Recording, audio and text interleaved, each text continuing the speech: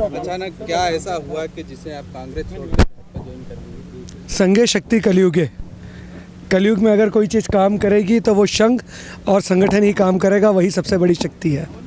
कांग्रेस आरोप लगा रही है कि आपने बड़ी वादे किए थे कांग्रेस के काज और अचानक नॉमिनेशन वापस ले लिया। सीधी सी बात है, जब आप ज़मीन पर जाते हैं, आम जनता से मिलते हैं, लोगों से मिलते हैं, उनकी मानसिकता को समझते हैं, उनके मर्म को समझते हैं, उनके दर्द को समझते हैं, तो उसके लिए जो सबसे अच्छा रास्ता होता है उनके दुखों का निराकरण करने का, उस रास्ते पे चल पड़ा हूँ। जीतू पटवारी ने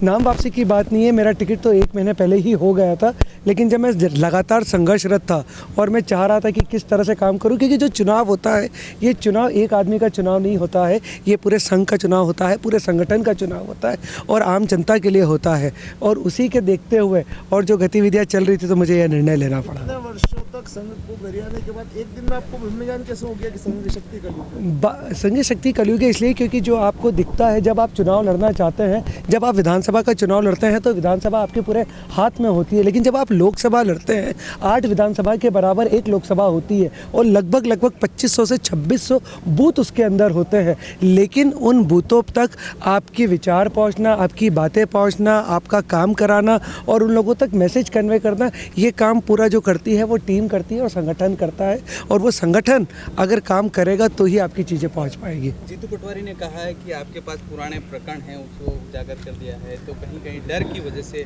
आप कांग्रेस छोड़। मैं 3 दिन पहले भी बोल चुका हूं इन बातों को लेकर। पिछले 22-23 साल से काम कर रहा हूं बाज़ार में। इन 22-23 साल में सिर्फ एक प्रकरण मेरे ऊपर चल रहा है, जो कि मैंने अपने नामांकन में भी डाला है और वो बड़ा विदित है, और किस आदमी ने लगाया है ये भी विदित है। रही बात 307 की, तो 307 का जो कोर्ट में केस चल रहा है, उन्होंने ये कहा है कि प्रथम दृष्टिया, it means the prima facie, 307 पे विवेचना होनी चाहिए। अब वो विवेचना कब होगी? वो 10 मई को होगी वो विवेचना। उसके बाद हमारा जो एडवोकेट होगा वो अपने तर्क रखेगा, उनके जो एडवोकेट होगा वो तर्क रखेगा, उसके बाद डिसाइड होगा कि 307 लगेगी या नहीं लगेगी। अभी सिर्फ बात इतनी हुई है कि इस पर विवेचना होनी चाहिए। 28 लाख जो मतदाता है, जो इंदौर के संसदीय